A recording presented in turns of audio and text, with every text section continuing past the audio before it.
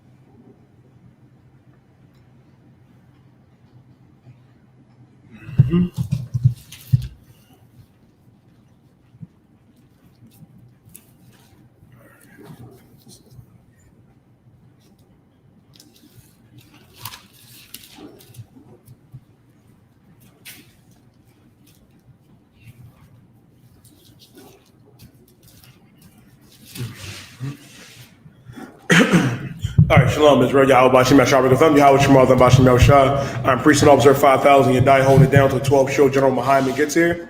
Now, as blacks, Latinos, and First Nation men and women, now is more than ever. Now is more than ever the time. Give me Romans 13:11 to come out of the world. Now is the time to come out of the Christian church, to come out of the Muslim mosque, come out of your fake Israelite group, and come back into the truth. Because you got to understand, it is getting rougher and rougher outside Ibad. It's getting rougher and rougher. And our people got to understand, like, there is no luxury in being in the world. Right. You got to understand, the longer you out there, you know what I mean, the longer you out there suffering and still continuing, you know what I mean, and all the madness that this world has to offer. Everything that America says is cool, that is against what the Most High God said. You got to change. You got to put it in your mind that you're not free white in 21. Like Mathumyad, I was looking on Twitter earlier, right? You know what I mean? And I gotta really, some days with them, I'll be thinking I'm tripping. That they are on there glorifying the fact that, you know what I mean, that's just the Kiki Palmer is not together with her child's father. Glorifying the fact that, yeah, we have another single mother and another disrupted home that doesn't have a black father and doesn't have a black mother for that child. And that is a perpetual thing that goes on in our communities as blacks and Latinos and Native American Indians, where there shouldn't really be no single parent homes. There shouldn't be. And that's another ploy that the oppressor encourages our sisters, you know what I mean, to get into, that, oh, you can raise that child by yourself. You can do it all bad all by yourself. You making this a certain amount, you know what I mean? You up here, they teach you not to respect brothers. And then they also teach brothers not to respect you, sis, and encourage the sisters to just use yourself as an object that you can just sell yourself online for pictures. Y'all know about the websites with them guys. You know about the movement that encourages women to be whores and encouraging our men to be whoremongers. That has to stop. Right. That has to cease amongst blacks, Latinos, and Native American Indians, because that is not how our God had it to be. Like it or not, there is an order that our God set up, and this is 1 Corinthians 11:3, where the head of every man is Christ, and the head of every woman is the man, and the head of Christ is the Most High. That is the natural order, and that's how it's supposed to be. But right now, our people is wanting to be what? Free white in 21. Living in the world, thinking it's all right to go by the oppressor society and rules. And here's the thing, that's only a lifestyle that they promote to our people. You don't see their women doing that. They do not do it. They do not. How do I know?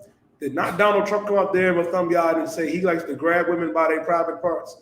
And all of those oppressive feminists got really appalled but still voted for him? So you mean to tell me out of all the wickedness that devil said out of his mouth towards his own, his women still followed him? Now, we're not supposed to be wicked as black, Latino, and First Nation men, period. Right. Not supposed to be like that at all. But our women definitely have to fall in line. There's definitely a natural order of things. And the oppressor has deceived our sisters the same way he deceived Eve in that garden, that you could be a God in this place, that you could be a God, you can do whatever you want. You don't got to listen to nobody but me. That's the catch part. Nobody but your oppressor daddy. And that's not how it's supposed to be. That's why you got to wake up. That's why you got to realize that we have been lied to, that we have been deceived. Nobody wins in that scenario. Nobody wins. The child doesn't win. The father doesn't win. The mother doesn't win. As long as we're not together, and that's why we have to come back together. Because the ISUPK and the Commander General Yohana, we rebuild Black, Latino, and First Nation families. Right. Like, there is a Black man in every house, every Latino man in every house, and every First Nation man in every house, and he is the head of his household under Christ. I pray you understand. Give me Romans 13 and 11. Oh, God. This book of Romans, the 13 and verse 11. Go ahead. In that, knowing the time. In that, knowing the time, because this is the time. This is it. Like, and this is another thing too. If you're a brother or a sister that knows you an Israelite, but struggling with certain things, understand this. This is the time to quit whatever you're doing. That if you got a problem with cigarettes, if you got a problem with smoking weed or doing whatever, and you know it's wrong, this is the time to get right. Don't put it off to tomorrow. Don't be like, oh, I'm gonna come in the truth at this time. I'm gonna get right at this time. No. Now is the time. This is the time to come in. This is the time to change. Read. But now it is high time to awake out of sleep. Now it is high time to awake out of sleep. We live in a society right now where everybody is so-called woke. Like, I buy it. Everybody claims to be woke to what's going on. But in reality, if you're not in the UPK, you are really fast asleep. Right. You're really fast asleep. Like, how can you be pro-Black? How can you be pro-Black, but you encouraging other brothers to be whoremongers? You encouraging sisters, you know what I mean, to be whores themselves. You encouraging interracial marriage. A lot of you encourage the fact that it's all right to celebrate these holidays like the 4th of July and Christmas. A lot of y'all, I saw you as pro-Black as you can be on Juneteenth. And then when the 4th of July came along with y'all, they was wearing that matching red, white, and blue jumpsuit. Y'all seen them? That everybody claims to be awake. You're really fast asleep to what's going on around us. You don't understand that it is a war going on that is being waged on our people. Like, you think Russia and the Ukraine is rough? The war that the oppressor has been waging on us for the past over 400 years has been a diabolical one. A diabolical one. Look at the things that they push on our people. That's why you have to wake up. Everything that they put on us is insanity. They tell you it's all right to be a whore. They tell you it's all right to be a drug addict. But some of y'all, you tell our people to stop selling drugs and to stop using drugs. That's the kicker. You don't want to do that. Not realizing that you can't live that lifestyle of the oppressor. And yes, it is the oppressor lifestyle. Even the lifestyle of wanting to be a so-called gangster. You want to be John Gotti. You want to be, you know what I mean, some Italian mafioso. Then why is it that when they get in trouble or when they get locked down, you know what I mean, they get glorified and they get out, and they live in infamy. But when it happens to us, we get destroyed because that's not something for us to be doing. That's why our God said, arise ye.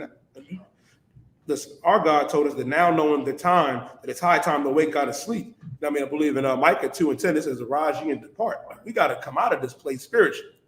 You got to take your mind out of this place. And taking your mind out of this place, and here's the thing. You got to ask yourself where your mind was. Because if you come up in this truth, the first thing your family is going to tell you, your mother, your father, your husband, or your wife is going to tell you, you are in a cult. You are being brainwashed. And I love that term brainwashed for this reason, Sawana. Because when they say you brainwashed, it's actually a compliment. Because my brain has been washed. What was it before? It had the same filth that you got up in your mind. And a cult, don't get me started. Don't get me started on that church that you go to, on that Muslim mosque that you go to, that promotes every evil and wicked vice, homosexuality, pedophilia, extortion, grand larceny. You can forget about it. The church is involved and the mosque is involved with all of that. When you come up in here, you're coming back to your culture. Right. You're coming back to your culture, and your culture is of the Most High, because this is what our God gave to us. This is the advantage that we have. Give me that scripture too, I bought after this, where it says, what advantage have the Jew? But it says, now it's high time to wake out of sleep. For now is our salvation nearer than what we believe. Our salvation is right around the corner. It's in the fourth quarter with like less than 2 minutes to go. But you cannot take it for granted. You cannot assume that you have time. You don't have time. Now is not the time to say, oh, I can do this at this appointed time. I can do that. No. Whatever you putting off, you got to do it now. You got to do it now. And especially if you're putting off coming up in here. You got to cleanse yourself of the world. You got to wash yourself, you know what I mean, of America. You got the scripture I want? Go ahead. This is the book of Romans, chapter 3 and verse 1. Go ahead. What advantage then have the Jew? Listen, he asking, what advantage did have the Jew? What advantage do you have being a Jew?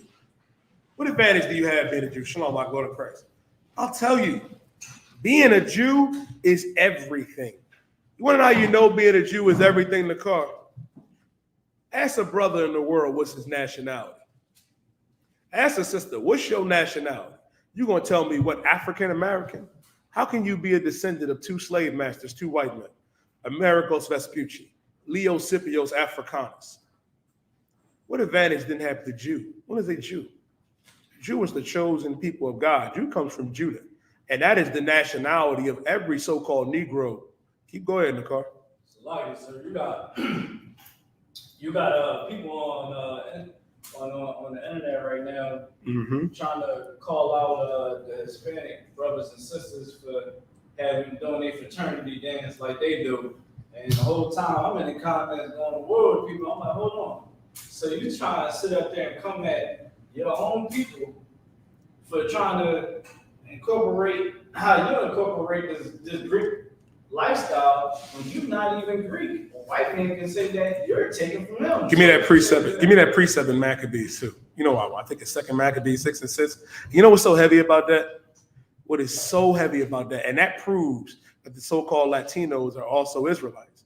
Because the Latino man and the black man and woman, what culture do we have?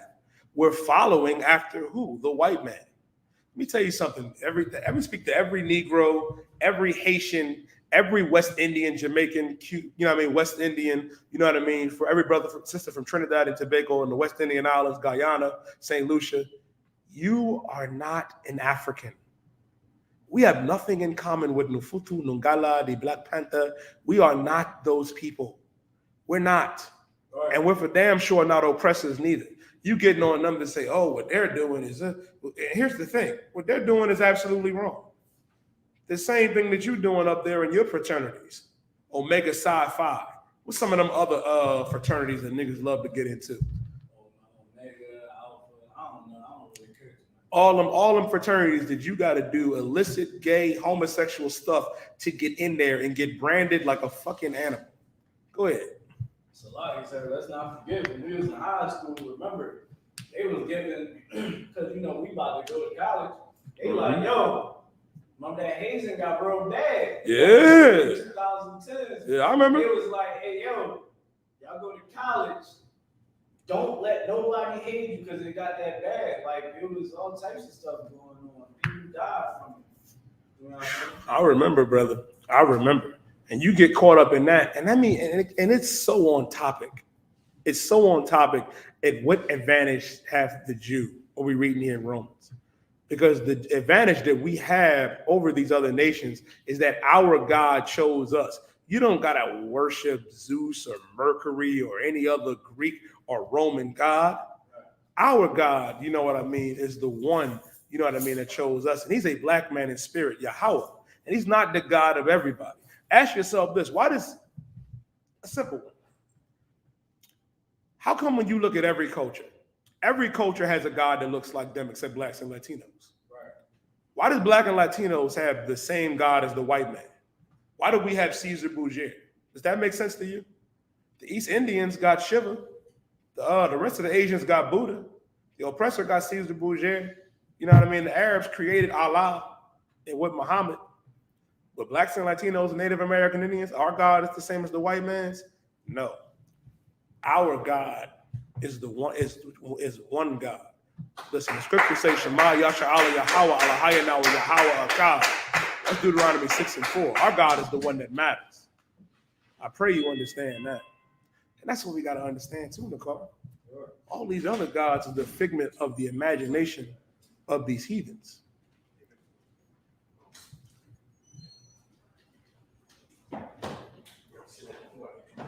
Allah Panya,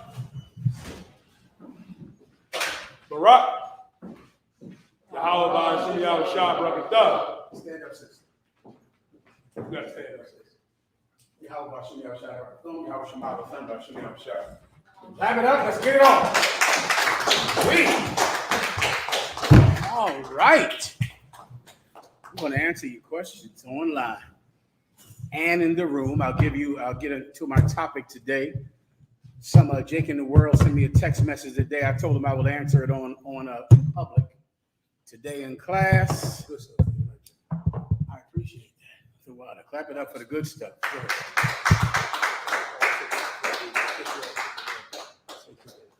Okay, that's fine. That's fine. I might be on. Oh, you said what? You want to do it? Maybe I'll just do it real fast. All right. Come on. Okay. Let me get your questions first. First, though, pasati mi gente, pasati sacerdotes y oficiales.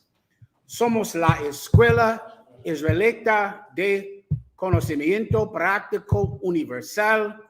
Comenzamos en 1 Oeste Calle, 125th Street, Harlem, Nueva York, desde 1969, debajo del comando del General Yahana. Tu madre y tu padre dicen que somos un culto y mantienen su iglesia sin culpa. With that, let's begin. All right, you ready to rock? Questions in the room, I'll take them now. Let me get this brother right here. You got it. Somebody started tomorrow, so asking, did you hear about it? I just heard about it. It happened last 2 weeks or so, where in Mississippi, these police raided a house, and then because they didn't find anything, they stayed there. Let me raise the camera. Raise the camera for taste if you don't mind. Try to get more of this in the background, all right, so everyone can see what we're dealing with. Just a little bit. Go ahead. Yeah, so I just recently heard about it. I don't know if you might have heard about it. I have not heard about it. You're saying that a house got raided in Mississippi? Yeah, the house they raided. They didn't find any drugs, but they wound up using tasers, handcuffing them, and sexually abusing them with sexual objects. We covered that story. We did it last week? Yeah, we did that story 2 weeks ago. Is there a question about it, or you just wanted to explain to the class what happened? No, I just was asking if you heard about it. No, I have not heard about that, but of course I've heard that same story for 100 years probably, or 200 years. You can imagine the kind of violence that Black people suffered and Latinos and Hispanics suffered in America and all throughout South and Central America. And that violence continues to this very day. With all of the marches and the civil rights and the voting, this continues. Brother, if I could think of today, right? I was thinking today, what is the most harmful aspect of slavery that still exists? And I thought about this a lot. And I finally came up with this, right? And you tell me if you can challenge it out there in the world. I would doubt if you could challenge it, because I'm trained under Commanding General Yahana. But this is the most lasting, the most powerful aspect of slavery, and it's the one that is the most damaging to Blacks and Latinos. Hundreds of years of slavery confirm to white people that they are better than us. You understand? Like, they know it for a fact. And anything that happens in history that might challenge that knowledge, they might say, well, maybe they're not better than us. They fight it tooth and nail because they are firmly confident that white people are better than Black people. And if you can take this through any aspect of the problems of society, any aspect. I'll show you a few things.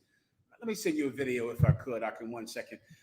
America is the only westernized industrial country that does not have free health care. The only one. Brother, there's free healthcare in Dubai, in the United Arab Emirates, and countries that just got money, just got rich 50 years ago. They have free healthcare in those countries. There's free healthcare in Scotland, in Canada, in Europe. There is no country that is an industrialized Western country that doesn't have free healthcare. Why? Because that's the number one purpose of government, to keep you alive. America is the only country that does not have free healthcare.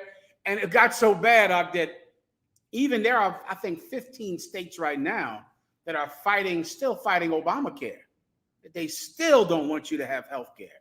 And there is one reason for that, and the scientists have researched it.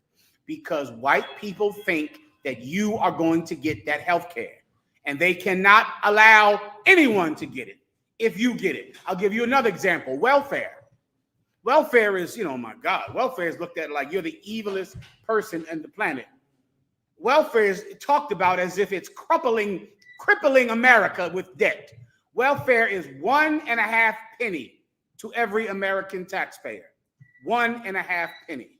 Meanwhile, there are jets that cost $3 billion, one jet that costs that much for the U.S. military. But why is everyone against welfare? Because white people think you are getting welfare, when in actuality, white people get more welfare than you. Alexa, what demographic receives more welfare in America?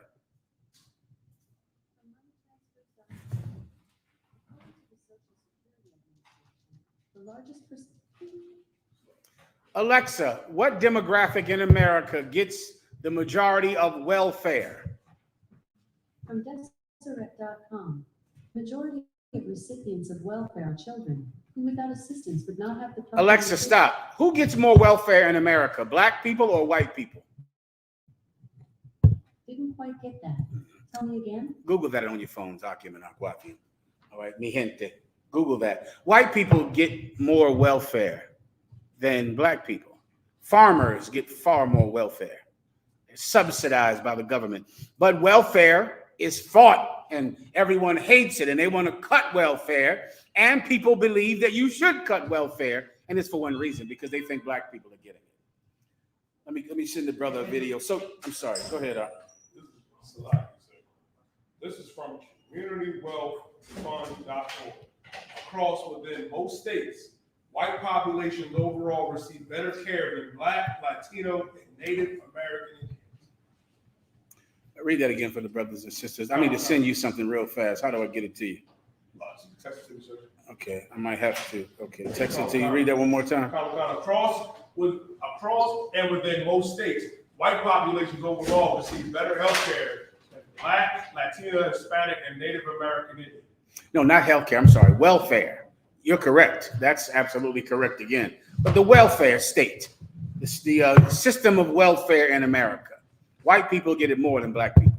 Right. But it's fought because people think you get it.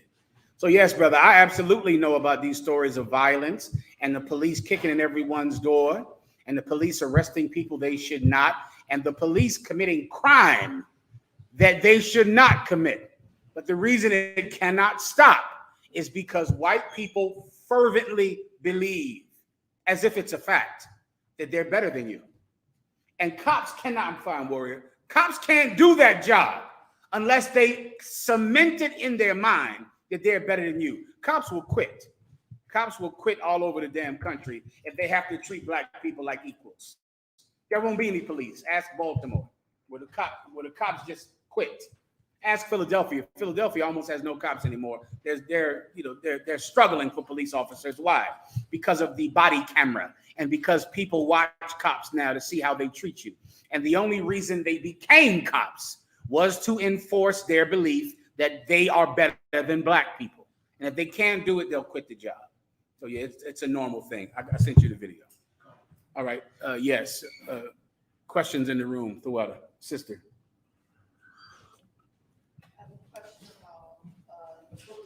Do me a favor, Warrior. This is excellent coffee. Let me have this upstairs at the end, all right?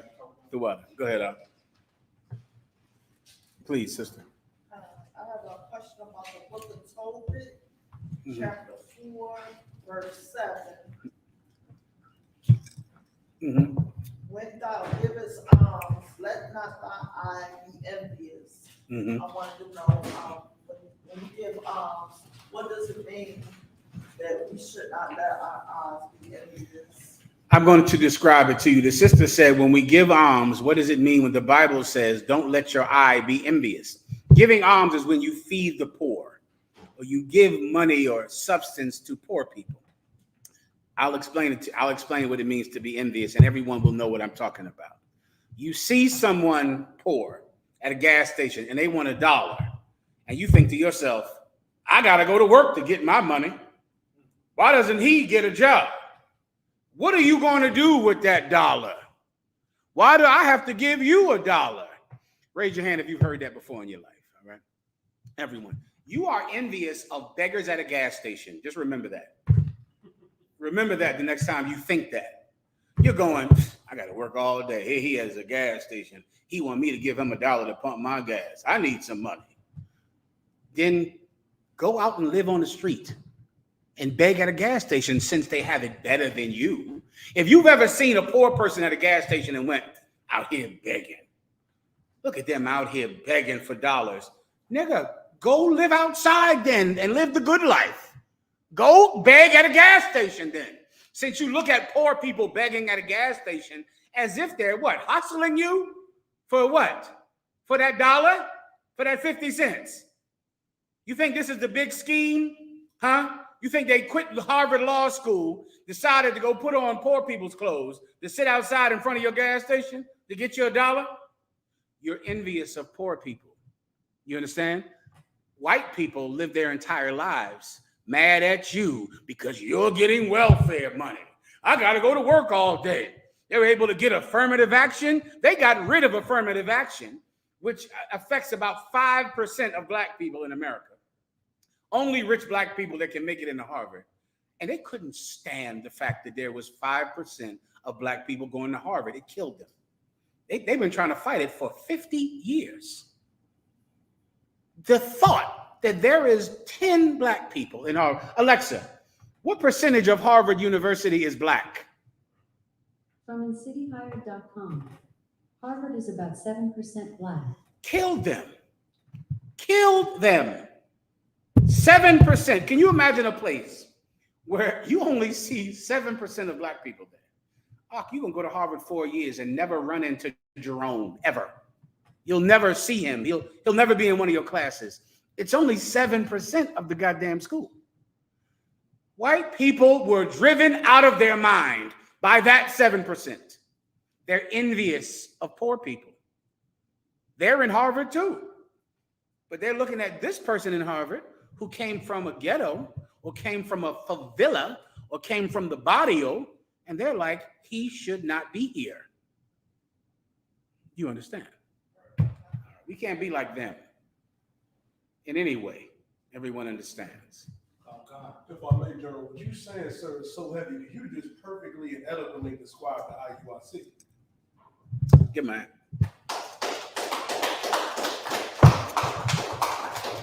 I mean, I was trying to wait till the end. This is excellent scotch. What is this in here?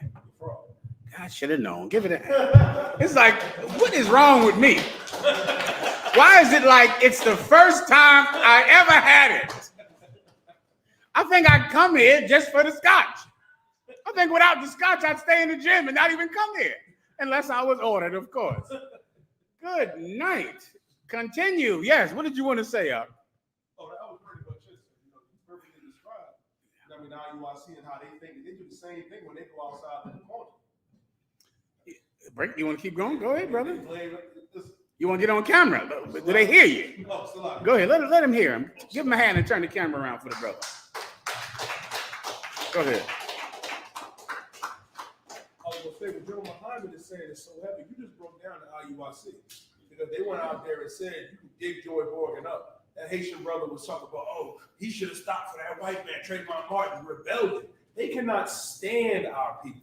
They did the same thing when they went out there to Buffalo, New York. Like, our people just got murdered out there at that top supermarket by, you know what I mean, that devil. And the only ones that went out there and mourned with our people is the Israelite School of University. universal practical knowledge, Commander General Yohana. I want to say shout out the 10, you know, the captain of 10,000 was under y'all, showing our people some love and some brotherhood.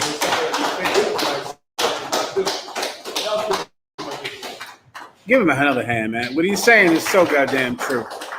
And you know, and we as blacks and Latinos, we don't know that the people that we look up to hate us. In the ISUPK, under Command and General Yohana, we're from the street. We're poor brothers and sisters. We're brothers who were murderers. We're brothers who were thieves and liars and gangbangers. That's us. We're brothers that would be in a mental institution or in prison for the rest of our lives if we didn't find Commanding General Yohana. And what we don't know about the about the IUIC, the National Action Network, the NAACP, the National Action Network, is that one of them? That's Jesse Jackson's group. He retired today. I don't know what we'll do without his service. Jesse Jackson. The Rainbow Coalition, the United Negro College Fund, the Black Congressional Caucus, the Congressional Black Caucus, the reverends, the preachers, the honorable doctors. What we don't know is that they hate us. And every day they wake up and they are embarrassed that they are the same color as us. They're embarrassed by it because they go to Harvard. It's only 7% of them there. And they have to turn the TV on and see you shooting someone and see your crime and see your O block. And it makes them sick, especially a crooked black cop, because he has to go join the Fraternal Order of Police and sit in a car with a white boy from Kansas. And he is embarrassed with his partner. He's embarrassed. And before you know it, he just says, we need to lock them all up. Whoever has their pants sagging, you get me off the topic, but I'm gonna tell you a quick story that happened today. I come on the back of one of my cribs today, and there's some older brother out there cleaning up. So I said, damn, this is a good brother. I say, hey, thank you for your service, brother. Thank you for coming out here and cleaning up. And I could tell he's doing it because he needs some cash, right? So I go over to the brother and he starts to talk to me. He's very thankful. And he begins to he asked me about my name. I tell him my name. He asked me, am I Israelite? I tell him, of course, I'm an Israelite. That's ridiculous to me when anybody asks me that question. Yes. What do you think I am? Of course, I'm one West. You don't know that? It's like many times, many times I go into a fine steakhouse, a fine steakhouse. And this kills me every time. The way they inevitably will come over to me, he will say, well, what would you like? We have an 18-ounce ribeye. Then we have an 8-ounce tenderloin. And we have the princess cut, a 6-ounce. He says, what cut do you want? And I always say, what do you think? I want the 18-ounce ribeye. Why would you even ask me that question? And then after that, the brother even says, then he has the nerve to say, what do you want for sides? The baked potato or I want another steak for sides. That's what I want. I want an 18-ounce steak with a side of 18-ounce steak. Why would you even ask me that question? Why would anybody ask me, am I one West? Yeah, I'm one West. Yes, I am. He says, oh, okay. Well, I knew these other guys named Prophet F.S. Cherry. If you in Philly, that's used to be a big one back in the day. You young brothers don't know who the hell I'm talking about.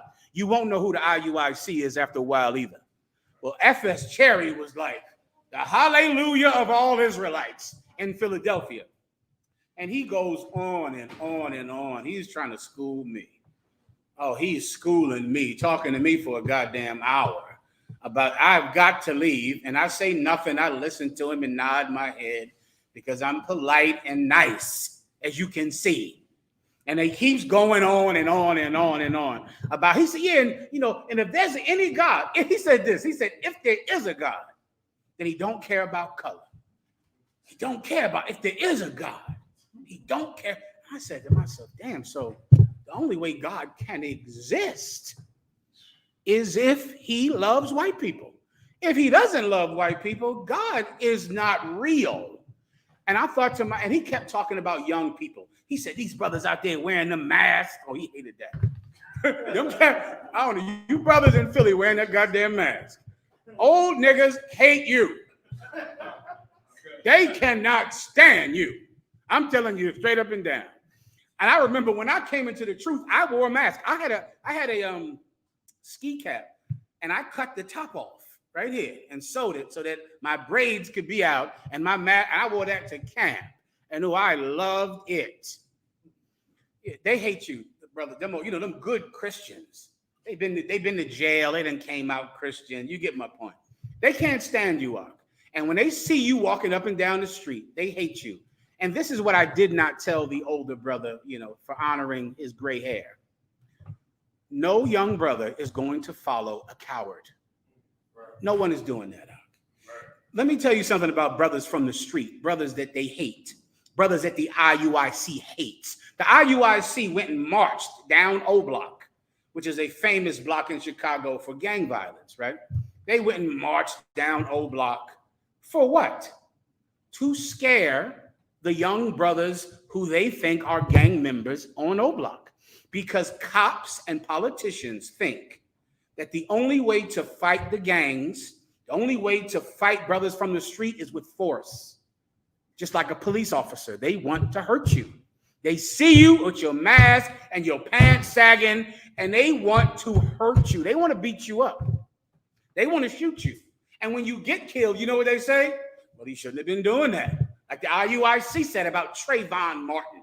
The IUIC said he should have stopped when that white man told him to stop. They said that. You have black people on TV saying, well, why was he dressed like that?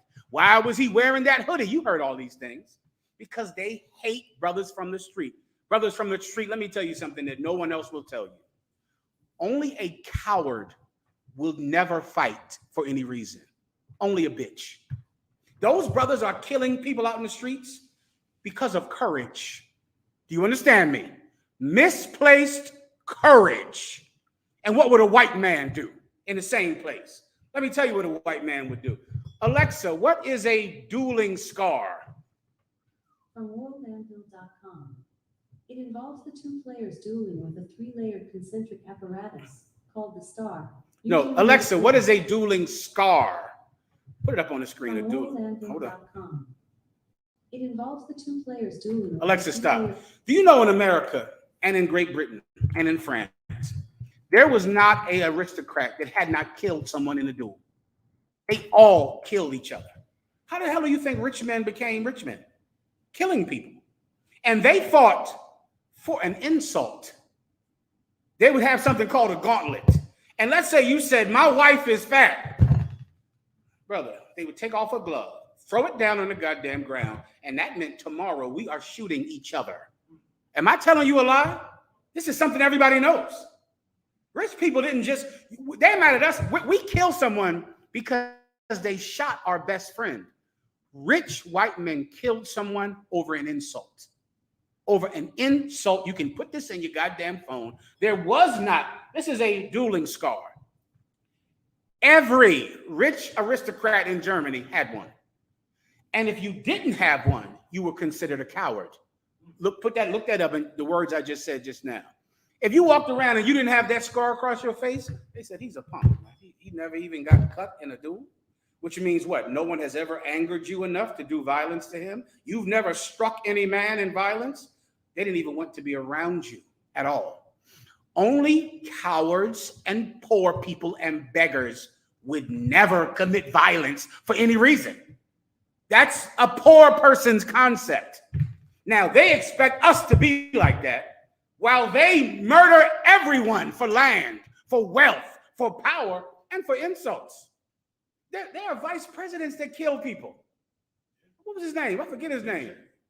Shit, Dick, that was back in the damn 90s. Dick Cheney shot somebody in the face. And before him, I think William Payne or somebody back in the day killed some cat over an argument. That was that. White people, and now I don't got to tell you about the Chicago Mafia with Al Capone, or the Philadelphia Mafia right here, or the Pittsburgh Mafia, or the New York City Mafia, or white people who were poor and decided they weren't going to just sit there and be poor and sing. They were going to kill you over insults, over money, over a crime that you committed against them. Brothers from the streets have more courage than church boys. They're brave. And that is the disconnect. When church people and when IUIC see brothers from the street, they think, I'll bring an army down there and force them to what? To let their friend get killed? Didn't Farrakhan try that? Farrakhan marched 1 million people in America, 1 million black men. Did it change crime? Did crime stop? Did drugs stop? Nothing changed at all, because the forces that are against us cannot be stopped by some token march. It can't be done, because black people are not scared of that. And black people are still going to blow your mother effing head off if you steal from them, if you shoot their cousin. If a Mexican is still going to kill you, if you rob him, if you rape his daughter, he's going to kill you, because he's not a coward. Does everyone understand? So then what do we do then? What do we do? That Mexican, that black person in the world has to find a system of justice that gives him justice for what happens to him, or else he has to take justice in his own hands, because he doesn't know about any other way. That's what Commanding General Yohana provides. Commanding General Yohana provides a system of justice. So if you think this brother wronged you, don't kill him. Don't shoot him. Don't take revenge in your own hands. What should you do? Bring it in here. We have captains in Ebrak. Brother, do you understand? The IUIC assaulted 4 of our members in Kansas City. You don't think we wanted to harm them like everybody else? Right. Especially me. Butchering men and hurting men is all I knew how to do. I didn't even know how to love another man. I didn't know how to care about another brother. If it was a woman, I had sex with her. If it was a man, I hurt him. And that was my life. Until Commanding General Yohana came around, I didn't know how to do anything but harm people. So do you think we didn't want to hurt them? Absolutely, I wanted to hurt them. But Commanding General Yohana said, God will give us justice. God, we will not take revenge. What happened about 30 days later? Who wants to know? You want to take a babbity guess? Got shot, sir. Yeah, they got shot in Kansas City. And we didn't do it, FBI. Now, we did not do it. We didn't send anybody to do it. Why? Because we have a system of justice in this school. We don't take revenge at our own hand, because we know God will do it. We had an enemy back in the 90s called Tazadakia, the Holy Spirit Comforter. And he would march against us the same way the IUIC does. He did the exact same thing. Many times I wanted to kill him. Many times. Oh my God. I thought about it so much. I had a store with Commanding General Yohana. We had a competitor. I thought about burning that store down probably once a week. It was in my head like, I should burn this store to the damn ground. I never did, because Commanding General Yohana would have, it would have been bad for me. Okay? If I did something like, and I never did anything. The store shut down. Do you understand? What happened to Tazadakia? He died of the COVID-19 virus at 43 years old. He's dead. The FBI can't blame that one on us. We definitely didn't do that. Brothers and sisters, I know that people in the world hate you because, you decided just not to be poor and eat out of trash cans. You decided that maybe poverty might make you do some things that white people would do in your situation. You don't know a better route. You don't know what to do. Your father's a drug addict. Your mother's a whore. How are you supposed to handle the feelings that you have when you have been offended and you're not a punk? So what are you supposed to do? You come in here and we'll give you justice. We'll give you justice. If someone harmed your friend, you come talk to us. Someone harmed your children, you come talk to us. And the more people that give us authority over their lives, then there won't be any revenge, because brothers and sisters will yield to our judgment. And that is the only way to end violence. A brother has to know, he shot my friend. He stole my car. He cheated me out of money. What can I do to get justice? I can call Commanding General Yohana's man in that city. Everyone understands? So yes, they hate the poor. I'm going to go into that more in a minute. Let me try to get through a few questions, if you don't mind. All right, please. I have 2 questions from Precinct Officer 5000, California Double Warrants. Please. Khan. His first question was, Shalom, General. Regarding the 144,000, are the 12 disciples in Matthew 19 and 28 included within the 144, or do they outrank the 144? The 12 are a number within the 144.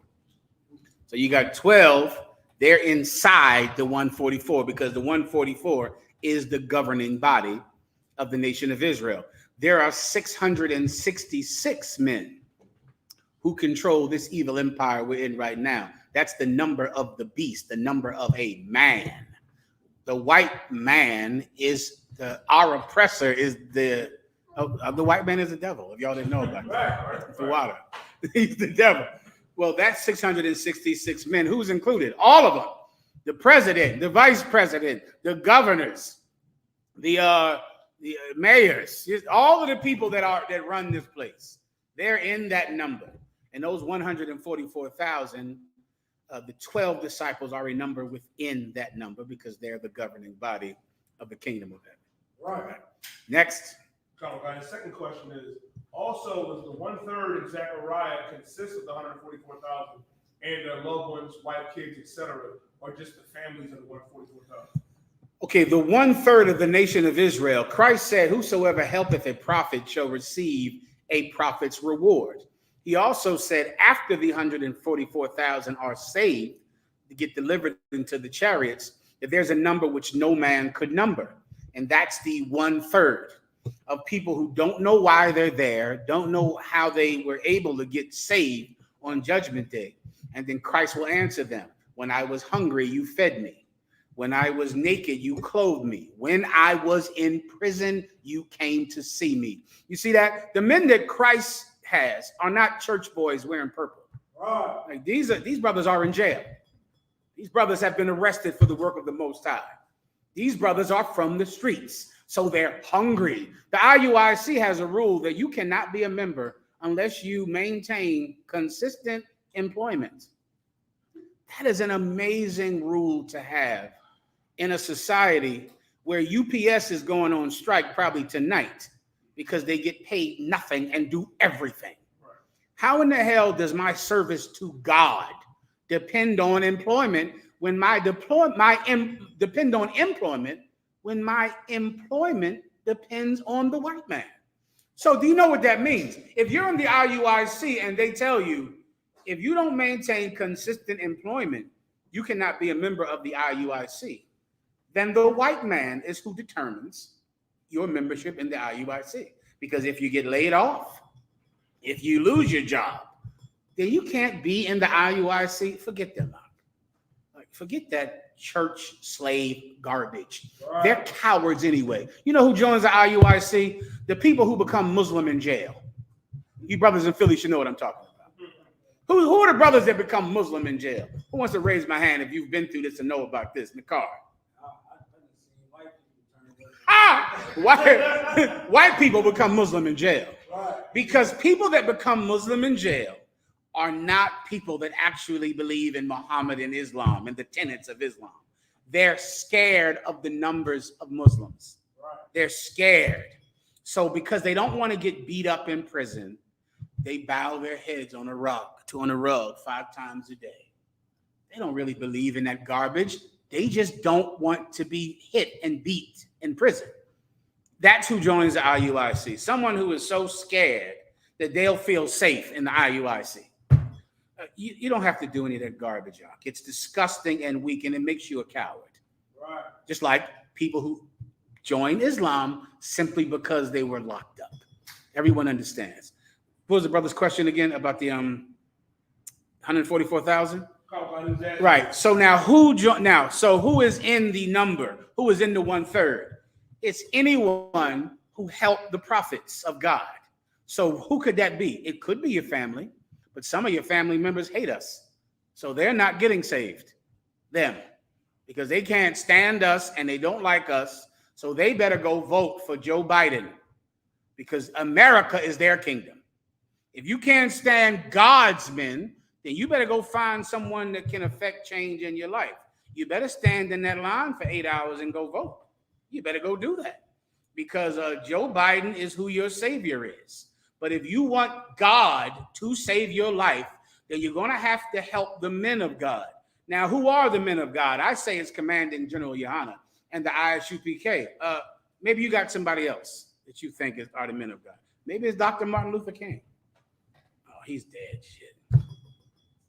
Maybe it's Jesse Jackson. Oh, shit. Maybe it's Al Sharpton. Maybe it's your mama's reverend.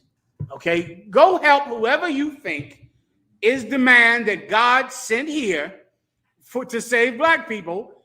Go help him. And in the end, we will be at war with that person. And then we'll see who God is with. Everybody understands. All right. So the great multitude could be anyone. Could be anyone that helps, anyone that does enough help. And the Most High God decides to honor that help. But the help is described in the Bible. And I just quoted you the scripture. All right. Anything else? Carl, brother. Last question. Go ahead. In Revelation 7:10, the brothers with palms in their hands. What does that represent, sir? Is there any correlation with the palms used when Christ entered the city or the Noah? Yes. Having a palm is those palm trees, those big branches on palm trees. A long time ago, if you wanted this person to consider you his servant, and you were in the Middle East, and it is hot in the Middle East, then you would take palm leaves and you would wave them at him to signify, I serve you. That's old school. And when Christ came into the city, there were people waving palms at him, fanning him to signify, I am your servant. And that's what waving palms, it's an old Middle Eastern custom. And that's why when you read in the Bible, they had palms in their hands because Christ is there. And so they're waving. So everyone would just run out and find palm leaves and just start waving them at him so he could feel the breeze from his servants. Everyone understands. Next, I'm sorry, in the car. I got a question. So, because I'm still learning Christianity as I'm a man. So, I didn't see Christian walking around with palms. I'll explain that. Okay, usually I can't guarantee, but usually that's because it was Palm Sunday. Yeah. Now, Palm Sunday is a Catholic tradition where on Palm Sunday, I think is a few days before they say Jesus Christ rose from the dead. And so they take palm leaves based on those scriptures and they burn them. They take them and they burn them until they're like a black soot. And they make the sign of the cross on their forehead, so that they can be marked in their forehead because they take the Bible completely literal because they're white. So they take the palm and they burn it and they say, now you are marked on your forehead. And that's what the palm, and they carry palms around on Palm Sunday. It's before Easter Palm Sunday, like a few days. No, is it Palm Wednesday? Ash Wednesday, Salakia. It's Ash Wednesday and Palm Sunday. You can go look it up, but somehow it has to do with each other. And that's why they carry palms. All right, good to go. Next, I'm sorry, in the back. I get a detailed description on the transfiguration of Christ and the people that's going to go up during Judgment Day. Okay, the transfiguration and that and the other thing you described are two different things, right? Maybe you just need that first. What is called the transfiguration by Christianity is the time when Andrew and Peter, it might have been one other one, I think it was just Andrew and Peter, saw Christ glowing. It was the day before Christ was taken to be killed and raised again, and Christ went into the mountain to pray. He was supposed to be alone. Everyone else was asleep, but Andrew and Peter stayed awake with him. He wanted the brothers to stay awake with him, the 11 brothers who were left. The rest of them just got too tired and fell asleep. But Andrew and Peter went with him and walked up into the mountain with him. And he didn't know they were there. And as they were standing there, they saw Moses and Elijah appear on either side of him. And he was glowing. And that's what the Christians call the transfiguration. I get the point. Now, the other part you're talking about is when Christ returns and the delivered in Christ get on the chariots first. That's the day that we all are building towards. It's the day every Christian talks about. They call it the rapture, which is not real. And the rapture is sexual gratification. That's the actual definition of the term rapture. It's an orgasm. Christians teach women that go to church that you're going to get an orgasm on the day Jesus comes back, because that's the only time that old bitch is ever going to get one. Does everyone understand? Because they go to church and they're cruel and mean as hell. A church woman. Ooh. Practice me. And they practice hating men in church. They practice it. It's like their religious belief that they hate men, and they're mean to young girls. They're mean to anybody who they think is prettier than them.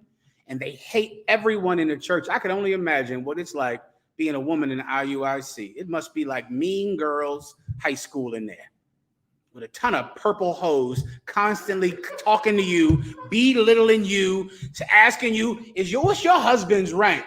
My husband is a bishop. My husband is a deacon. You're not allowed to wear any makeup. You're not allowed. And I can imagine what it's like for those girls in there. That's what it's like in church. So the rapture is nothing. But the actual day is the day when the chariots are in the sky, and the day that our oppressor must pay for what he's done to us. Give me Song of Solomon, the 5th chapter. And behold the astonishment of thy salvation. When they behold the strangeness of their salvation. That's to the point that you wanted to describe earlier, all right? The strangeness of thy salvation. While you're getting that, do I have another question? Go ahead. We're going to break down 1 John 4:1. A general breakdown: beloved, believe not every spirit, but try the spirits whether they are of God, because many false prophets are gone out into the world. Mm-hmm. Okay. Yes, does this mean to check someone's behavior to see if they're in line with the Spirit of Christ, when they keep the law, statutes, and commandments, and be a champion in teaching these things? Absolutely. Let me explain something that I know a bun knows, but Christians don't understand this, right? You cannot choose your religion because it makes you happy. That is a fundamental mistake. Let me try. What type of person makes that mistake? A gullible person. Alexa, what does it mean to be gullible? Gullible is an adjective meaning easily deceived or cheated. Yeah. There are certain people that are just easily lied to, right? They're gullible. People lie to you all the time, and you believe every lie. Now, the key to understanding what it means to be gullible is to figure out, why are you so easily lied to? Why are you so gullible? I'm going to give you the answer. Listen carefully. Because you are lustful and you believe anything that benefits you. Whatever benefits you, that's what's true. So the minute you hear, leave him, girl, because you don't need a man. You don't need him. Oh, you love Keke Palmer. I mean, I can't blame you. Keke Palmer is fierce, isn't she? She don't have to listen to a man. Keke Palmer found a man who was her trainer in LA Fitness. Do you understand me? That brother was her trainer. Do you know who you have to be to have sex with your trainer? Who wants to give me the integral word? Just give me the one word. You're getting trained. You're paying the man. It's nigh unto prostitution.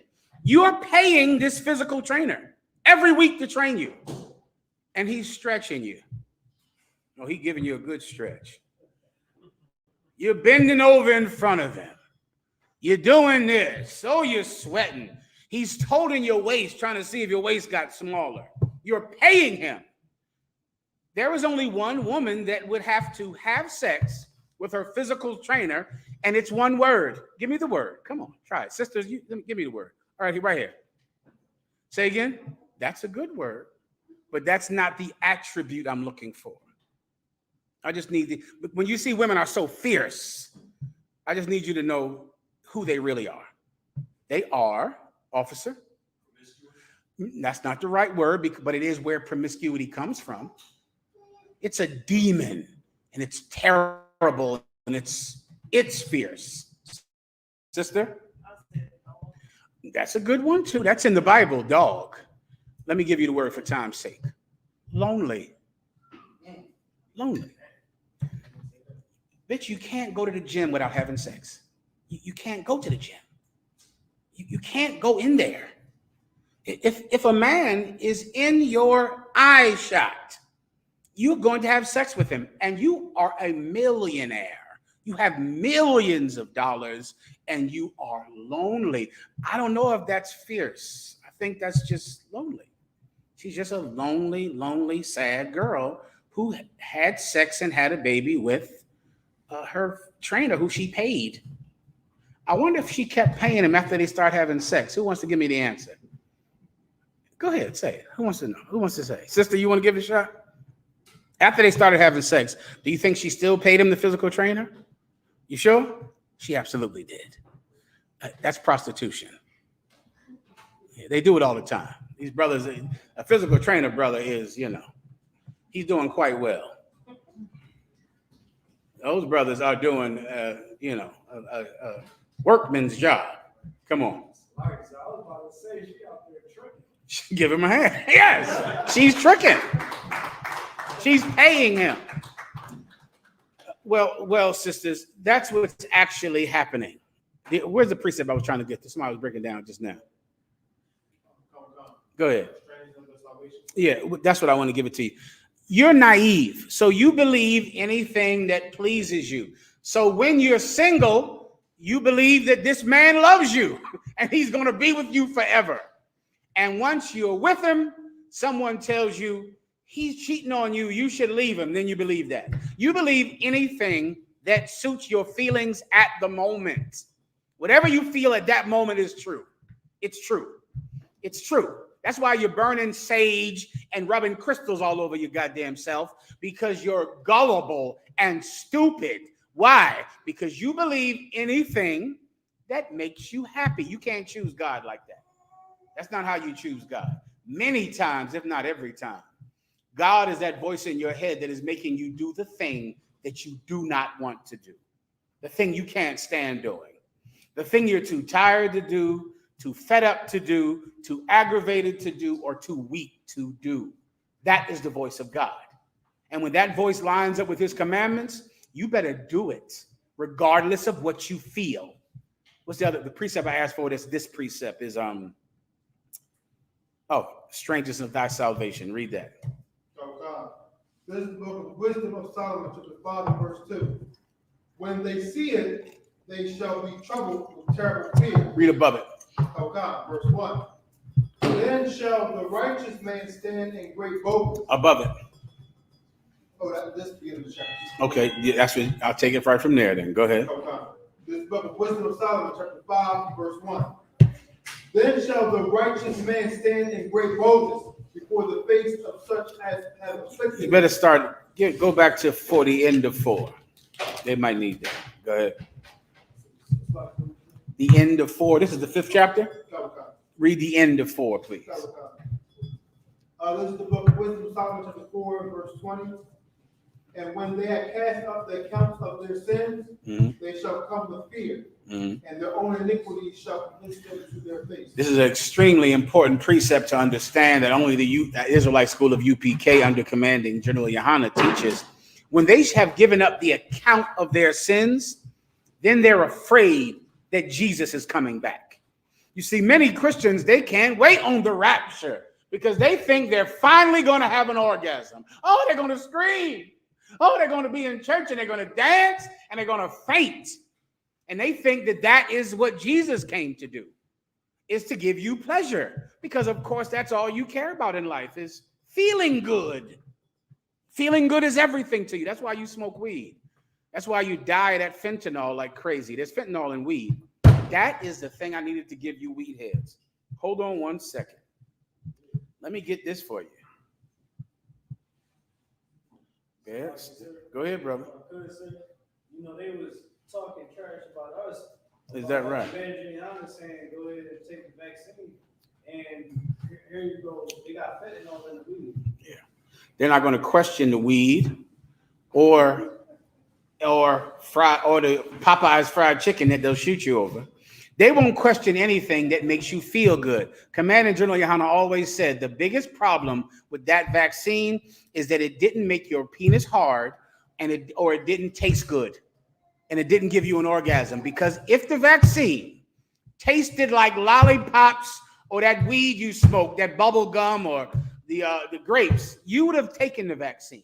If the vaccine got you high, you would have taken it. The only reason you even were skeptical about the vaccine is because it didn't get you high. That's correct, though. That's correct. Tazadaki didn't take that vaccine either. Oh, well.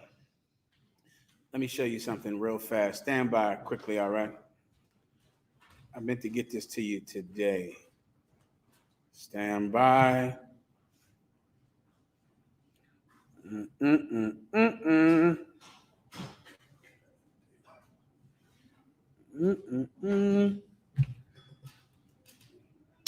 Maybe someone could get it for. Oh, this was so good. This thing I had here.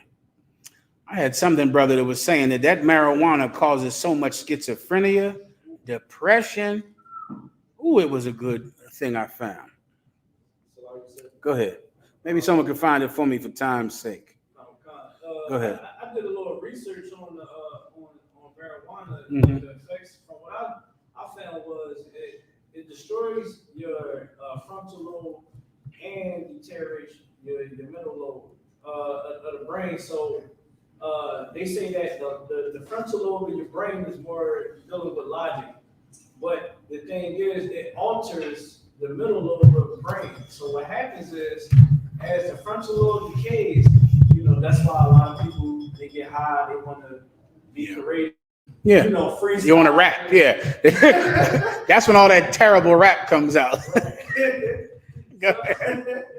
So then what happens is because that mental load is being altered so much, that's why they make bad decisions. Yeah. Because they're relying more on the emotions. Exactly. What the officer is saying is correct. Because weed is legal in most states, now it opened them up to do so many studies. I'll find it for me while I move on, that it leads to schizophrenia and mental disorders. And it's fentanyl is in weed right now. You should go look that up. The reason that you believe any group that tells you you can be a whore, you can have sex with women who are outside of your race, is because it makes you happy. And you only believe the things that make you happy. And that's why you're so gullible. But our salvation is strange. It's not what you're looking for. It's not going to make you scream and shout and jump up and down in church and let your dress go over your head. That's not what's going to happen. Keep reading, brother. This is the book of Wisdom Psalms 5, verse 1. Then shall the righteous man stand in great boldness before the face of such as have afflicted him. Then shall the righteous man stand in great boldness in the face of such that have afflicted him. That's what salvation is about. Can I give it to you in a nutshell? Jesus coming back is about destroying our oppressor. That's the point. Don't you see that? It's here in the Bible. Read it from the top and read right to that point again. Now listen carefully, Christians. There's a lot of Christianity in your heart because Christianity tells you what you want to hear. Especially women. It's just destroying you because women are by nature naive. They're near to Eve. They're just like her, and she was gullible. Satan told her what she wanted to hear. She believed it. Listen carefully. You brothers, some of you have the same problem. Not as many, but some of you do. Listen carefully, and then you're going to know what Jesus coming back is about. It's not about, finally, Jesus, you're coming to let me have pleasure. Now I can have all the pleasure I want. I've been praying every day. What have you been praying for heaven for? Ask your grandmom that and your Christians that. If you think of heaven, what is heaven? Heaven is getting everything I want. Heaven is having all the money I want. Getting all the pleasure I want. Having everything I want. That's what the church has told you because you're naive and you're gullible. Heaven is not about you getting 24 hours a day of pleasure. That is not what heaven is about. Heaven is about God's revenge on our oppressor. That's the point. It is about nothing else. And if you had any inkling of what it was to be an aristocrat, to be a man of honor and station in life, that would be all you cared about. All you would care about is God's revenge on your enemy. That's all the Americans cared about, the Germans, the British, the French. That's why they fought duels. They were highly insulted. You can't be insulted by a white man. Nothing he does insult you because he gives you drugs and weed and sex. Read it again. Go God. Then shall the righteous man stand in great boldness. Then he shall do what? Stand in great boldness. Then the righteous man stands in great boldness. Go back to the end of 4. Read the last verse in 4 and then go to there. Again. Go God. This is the book of Wisdom Psalm chapter 4, verse 20. Now you have to decide which one do you want to be in this scenario, to the brother's question in the back. Go ahead. And their own iniquity shall convince them to their face. So now on Judgment Day, your own iniquity convinces you to your face, because now you see in the sky that the chariots are back. Now there's no more Joe Biden, no more mayor, no more police, no more what's the broad name I just talked about earlier? Keke Palmer, no more Beyonce. Did y'all know the Beyonce came to town? The Beyonce was here, y'all. They officially had a Beyonce. And it was the most important, gayest thing that ever could happen on the planet. And it was all anybody could care about. Well, on Judgment Day, it won't be a Beyonce. That's not what it's going to be. And your iniquity, keep going. And their own iniquity shall convince them to their face. Now you are going to see judgment right in front of you. You won't be at the Beyonce. You won't have a blunt. You'll go, oh my God, it happened. Just like they said. Just like they said, it's happening. I look up in the sky and I see a flying saucer in the sky, and it's a lot of them. I know what this means. Everyone on the planet will know what it means. That it's the end of fun, the end of hallelujah, the end of pleasure, the end of your life being about what you want. Their iniquity shall be in front of their face. Go ahead. This book of Wisdom Psalm, verse 1. Then shall the righteous man stand in great boldness. But the righteous man, he stands up tall. You have to decide which one you are. Either Christ will come back and you'll stand there and go, oh my God, all I did is what I wanted. I ate pork, I ate shrimp, I ate crab. I had sex with women and threw them away. I had sex with prostitutes. I'm a drug addict. I smoke weed. My iniquity is in front of my face. I'm about to die. That's it. This week in Pennsylvania, they had flash floods in Pennsylvania. Give the Most High a hand. Can you imagine them? Can you imagine the things in life that you think matter, like the Beyonce, like Keke Palmer, like Jay-Z, like voting? Imagine if your life is about voting, and then the water is up to here. And you're thinking, damn, Obama was a good president. And then the water is up to here, and you're thinking, damn, did the Reverend tell me who I should vote for this week? And then you don't think anything else. Can you imagine what that was like? Put yourself there. There's a flash flood, which meant you went outside to drive, and it was fine. You're driving, and then the road disappears, and you're in a lake. And you're holding on to your children and to your wife. There's some white man brother who was in a car with him and 3 kids. He's driving. All of a sudden, the road disappears and he's in a lake. He grabs his son and his wife grabs the other 2 little children. He swims to the surface. He looks back. He can't find his wife. His wife washes up later. She's dead. And they're looking for the 2 kids right now. Can you imagine at that moment, he realizes there is one thing in life important, brother, and that's having God's protection at this moment. And there is nothing else important. Right. The only reason you think other things are important is because you don't know your life is in danger. On Judgment Day, your iniquity will be in front of your face, just like if you were in a flash flood. You will realize at that moment, I smoke. I see prostitutes. I cheat on my husband. I cheat on my husband. And it's here, and the water is here. What if you could live your life like that every day?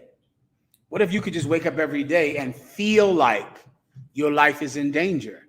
You're one drive away from a flash flood. Every day. If you could do that, you would be delivered. You would be saved if you could do that. Because on that day, the wicked will have their iniquity in front of their face, and the righteous will stand with great boldness. Continue. Before the face of such as have afflicted him. Who is he standing with great boldness in front of? It's right there. Read it one more. See me one more time, please, warrior. Before the face of such as have afflicted him. Who is he standing with great boldness in front of God? Is he standing with great boldness in front of his Savior, Lord and Savior Jesus Christ? Who is he standing with great boldness in front of? Again, 1 second. Before the face of such as have afflicted him. Who wants to give that a try? Young brother right here. You want to give it a go? In the back. Give him a hand. You see, the Christians on Judgment Day, they're thinking, here it comes. It's about to happen. The rapture is coming. The righteous are thinking, effing devils, look at what you've done. Look at what is about to happen to you. I mean, it's glorious in my sight. I mean, it's just, I almost had the rapture. I almost raptured right here. Where's the scotch at, brother? Anyway, yeah, this is what I want. Okay, I want to look at him at this moment. And it's worth giving up weed. And it's worth giving up harming people. It was my trade-off. I stopped harming people so I could get this. You'll be surprised. Gang members will do the same thing. They'll stop killing each other because they know one day they could look in the face of crooked cops, in the face of politicians, in the face of wicked men. They could be bold and stare at them when those wicked men are about to die. It's a good trade-off. The car. Like, sir, I got the 2 articles. Please read it. This is National Institutes of Health. Young men at highest risk of schizophrenia linked with cannabis use disorder. Well, listen closely, weed heads. Oh boy, you better get off of that weed.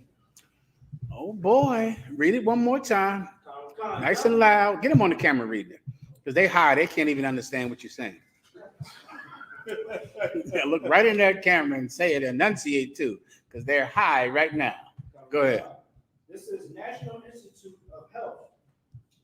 They issued this May 4th, 2023, so this is very recent. Oui. Young men at higher risk of schizophrenia linked with cannabis use disorder. Cannabis. Who knows what cannabis is? Alexa, what is cannabis? Cannabis, also known as marijuana, among other names. Alexa, stop. That's what cannabis is, young brothers. Marijuana. Young men at high risk of schizophrenia due to cannabis. You're going to smoke weed and you're going to run down the street butt naked. And you're going to eat out of a trash can.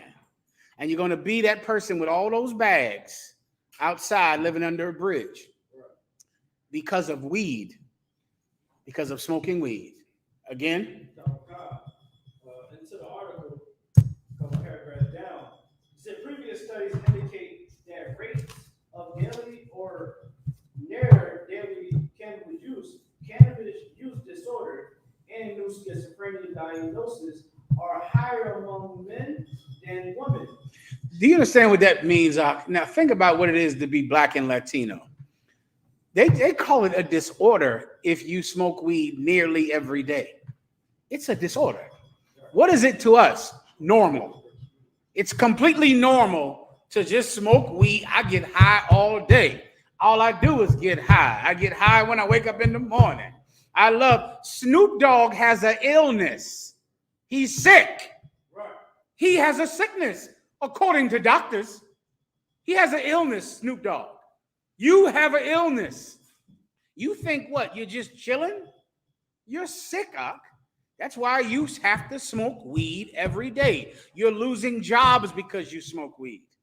You're in your car smoking weed on all your lunch breaks. God damn. You got it. You're in that car. That car is the new crack house.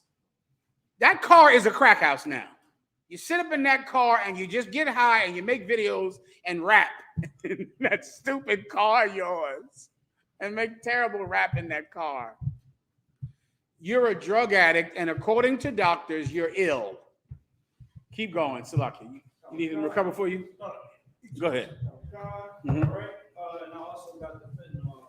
Read it. All right. So this is the one about the fentanyl. It said local doctors seeing cases of teens consuming marijuana laced with fentanyl. St. Louis, with the recreational marijuana for people 21 years of age and older, now legal in Missouri, and now problem is surfacing. Doctors are seeing cases of marijuana being mixed with fentanyl. That's it. Fentanyl is what killed all your famous actors this last year. Right. Fentanyl. They all died from fentanyl use. People, you wonder how he died. Fentanyl. Right. How that rapper died. Fentanyl. They all died because there's fentanyl, which fentanyl, so you don't, for those of you that don't know, it's something they make in the Middle East and in China, and it's cheaper to make than cocaine. So they mix it with the cocaine to increase the strength of the cocaine, because cocaine is expensive, and this fentanyl they make in the lab is cheap, but it is so strong that a police officer in the Midwest died from touching it. He searched someone who had fentanyl, and he touched the fentanyl, and he died. That's how strong it is. You cannot touch fentanyl. You will die from touching it. You understand? That's how, but they mix it, they cut it into coke because it's cheaper than actually giving you a purer cocaine. Everybody gets it. So if you smoke weed, you're going to die of fentanyl abuse. You're going to be dead. And that's what you deserve.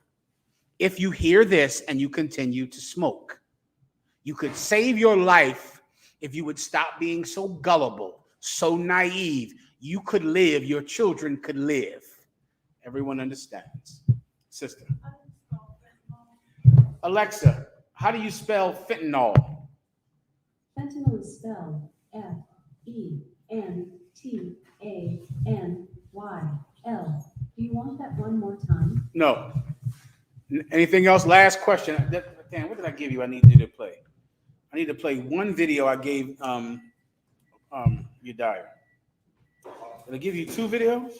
Yeah, it was. It was one about the IUIC. I do not have time for. I'll do it Thursday. Whoever that Jake in the world is that texts me, he had a nerve to text me. I'm shocked when people text me privately. I don't know why they do that. People, don't text me privately. If you're not in the UPK, talk to the camp leader in your city. Don't be so bold to text me privately and attempt to talk to me in person. Don't do that. I'm not that kind of person. Talk to your camp leader. This person had the audacity to talk to me in private.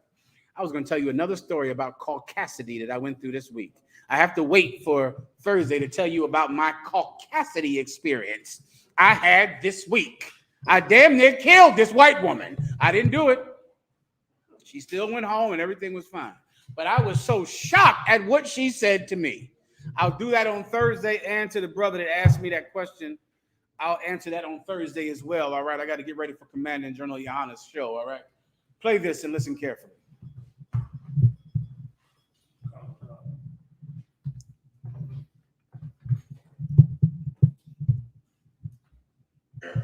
It's Tom Harmon. He's the host of the Tom Harmon program. That's on Sirius XM. It's on radio stations across the country. It's on Free Speech TV. But he's also a New York Times bestselling author. And his new book is called The Hidden History of American Healthcare. Tom, welcome back to the show, brother. Hey, Jack, it's great to be here with you. It's so nice to see you again. It's great to see you, man. All right, so Tom, let's talk history as we often do. Most of the developed nations have single-payer healthcare. So what that means is public health insurance, right?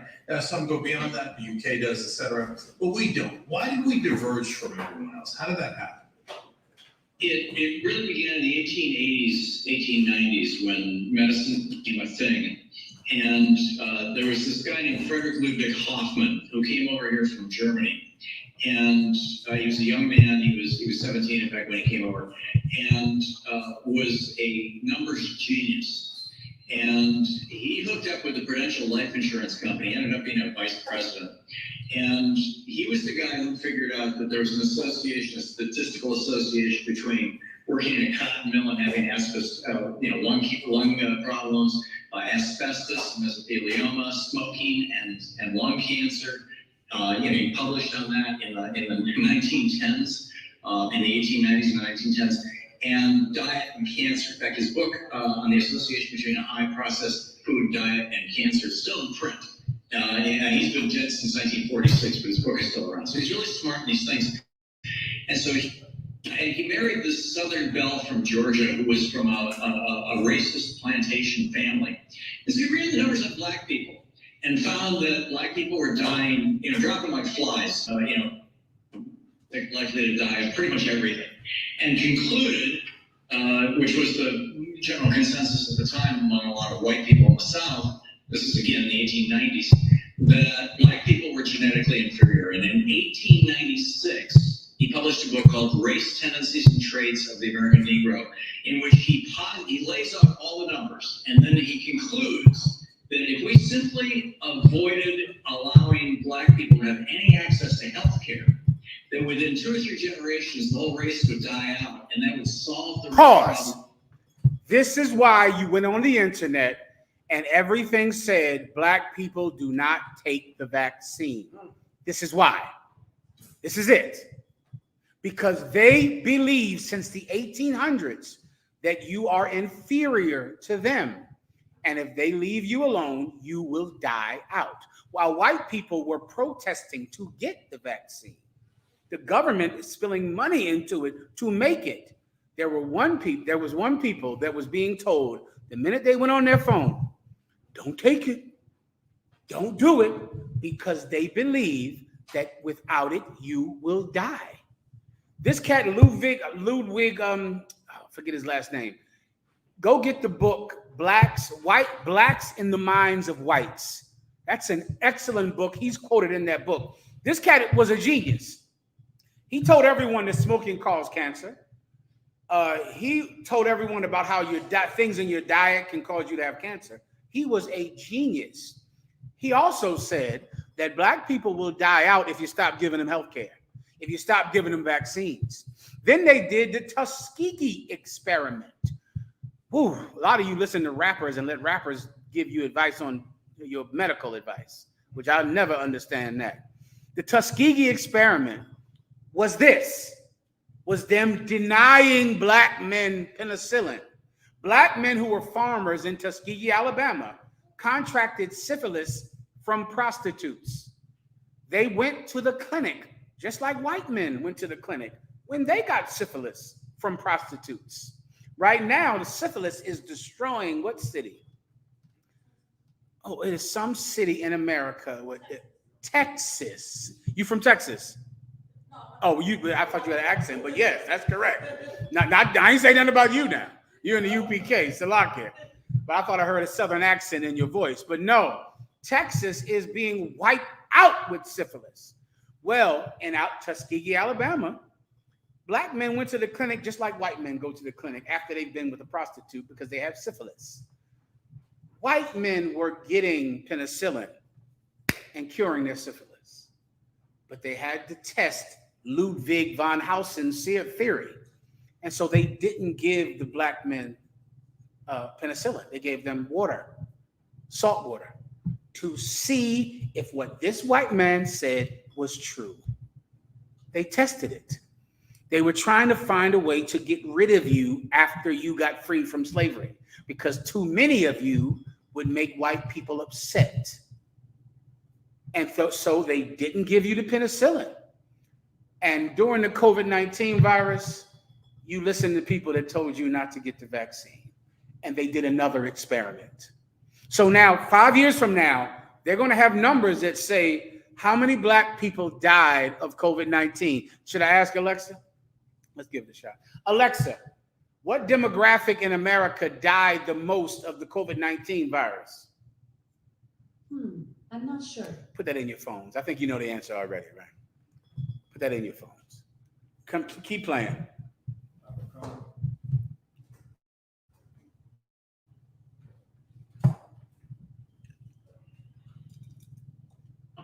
But this led, and by 1920, this was referred to as scientific racism. He was testifying about it before Congress. When Teddy Roosevelt, 1912, opposed a national health care system, people said no because black people will get it. When Franklin Roosevelt proposed a national health care system, it was the same thing. We didn't want black people to get it. Pause. They've been trying to give America free health care since Teddy Roosevelt, since 1912. But it can never get through Congress. It can never get passed because you get some. You're on welfare. You get. That's why they don't get. They give no money to public schools for one reason, because they think you go to public school. They think you go to the doctor. So they are against anyone getting free health care because it might save your life. This is what I didn't make this up. You can go read 1,000 books about this. I have most of them. Where they teach this constantly, which is why Commanding General Yohana knew that this was this same force trying to stop you from getting vaccinated. This force that says, don't give them medicine. No. They'll live then. They'll survive. America would have free health care. Right now, you're struggling, and you are more likely to die in America if you get sick simply because there's no free health care. There's no free health care because white people know you will take advantage of it, and they can't have that. Keep playing. Don't want black people to get it. Right up until 1965, Senator Stennis, the Dixiecrats from the South, was quoting Hoffman, who was by then dead, but is still very famous in this field, as saying this, we have to figure out a way to keep black people from using Medicare. This is when they were passing Medicare. And the way that they came up with was to have a 20% hole, a gap in Medicare, so that you had to pay 20% of your doctor's bill and your hospital bill. Pause. Okay, sister, you have pause. I'm gonna go crazy. Sister, you have a baby, right? Raise your hand if you know what a copay is. Raise your hand. I'm going to faint. A copay is that 20% that you have to pay when you go to the doctor. The copay only exists to stop black people from getting care. He's telling you here. What do they need that $10 for? That $20, that $40. What is it going to do? It's so that somehow this could be too much for poor black people to pay. That is the only reason they even have a copay. Otherwise, there would be no copay when you went to the doctor. I'm going to rewind the tape and let you listen again. And so when you're at a doctor and they say, well, we're going to cover it, but you owe us this much, just know that the only reason that law exists is because they're hoping less black people will go to the doctor if you have to pay anything. Again. Keep black people from using Medicare. Rewind the tape. Passing Medicare. And the way that they came up with was to have a 20% hole, a gap in Medicare, so that you had to pay 20% of your doctor's bill and your hospital bill, and that would discourage poor black people from showing up at the hospitals. I mean, it was the most shocking thing I discovered, Jack, when I was doing the research on this book, is that nearly 100% of the reason why the United States is the only country in the world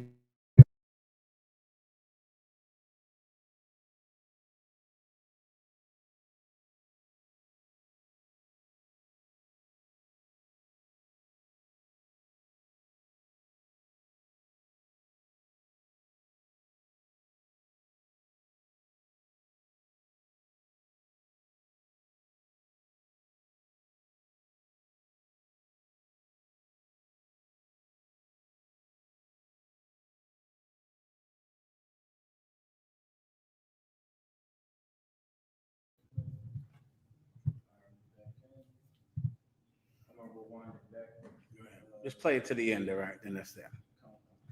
research on this book is that nearly 100% of the reason why the United States is the only country in the world that doesn't define healthcare as a right and doesn't have any sort of national healthcare system to speak of is because of racism. That's amazing. Really. I love when you find hidden histories. And that's why you've got 12 states that still haven't expanded Medicaid, right? Free health insurance for low-income people, all former slave states. Yeah, and so I remember when we talked about how Supreme Court clerk said that corporations were people, and how John Davis in 1886. Right, and how that started this whole corporations are people nonsense. It was never a Supreme Court decision. Pause. Or now this. I'll put this video up online so everyone can watch it again. You had your hand up, sis? Say again? Oh, yeah. Yeah, this is a very recent video, right? Next week, I'll do the child support system and show you that the government gets paid money if you put someone on child support, and they don't get the money if you don't. The government gets paid money, which is why the minute you're in the hospital room, they're asking, who's the baby's father? And they want you to sign the paper without a DNA test, without anything, because if they can put someone on child support, they get paid more money than if the family stayed together. If the family stays together, the state loses money. If you live together, and if you're in the house, and if both of you share the child, the state loses money. You have to break up. You have to break up. You have to split up for the state to make money. I'm going to bring the proof in here Thursday or next week. You know I'm telling the truth. I always do, sister. Mm-hmm. That's the only institution that exists. Is institutionalized racism. Come on. I know you're about to go, sir. I just wanted to say, like, what you just said was heavy, because I just found that out, that about the money going to the courts, because I thought it just all went to the women. No. They actually, Yeah, there's another fund. The woman gets this much money. The federal government gives the state a sum of money. If the woman takes him to child support, it's another sum of money. The states would go bankrupt if families stayed together. You can't stay together. They wouldn't have money to clean up the streets and fix potholes if families stayed together, because the state gets money from the federal government for every family that shows up to court and breaks up, and they have to split the child. It has to happen for the state to get money. Come on. a lot of things came to my head, sir. Go ahead. I'm thinking on the conspiracy side a little bit, but I know I'm on point with it when I see it. But it seems as though that the way how they set up this whole system, even to right now, how the household is being broken apart, even through mass media and all types of programs and all types of systematic programs they have, it's like truly the ISUPK is the solution and the medicine that every Black Hispanic Native American family. Give him a hand. Well said. Here's something you just always have to remember when it comes to anything. If Blacks and Hispanics believed what we believe, it would not make America great. It would destroy America, which is why they cannot believe it. See, the Christians, they have a doctrine that makes America better. It's a more beautiful place and has beautiful parks and has beautifulness. Their doctrine does make America better. The Christian church splits the home up. Alexa, what is the divorce rate in America? The divorce rate of the United States, also called America, is 45.1%. Alexa, what is the divorce rate in Hindu countries? From calendaruk.co.uk. In India, where some estimate that 90% of marriages are arranged, the divorce rate is only 1%. Yeah, you see, it's something about that Christianity that is effing up the house. It's destroying the home. Over in India, where your father tells you who the hell you're going to marry, they have a 1%, less than 1% divorce rate. You see, with all of your freedoms, you can't have a family with that. You see, America is great, because of things that are evil, because America has freedoms. If you believe in what Commanding General Yohana teaches, this place doesn't get great. It gets worse here. It gets terrible. The state loses money. No Christmas, which means America falls without Christmas, without the business of Christmas, without the business of broken homes, without the business of drugs. The state will fall. Right. If you believe what we believe, if you believe what Commanding General Yohana says. But if you believe what the Christians say, the state will run fine. You'll have new parks. You'll get to go to the Beyonce. It'll be a great place. But you won't have a husband or a wife, and your children will die or be in jail. With that, pass the class over to the officer.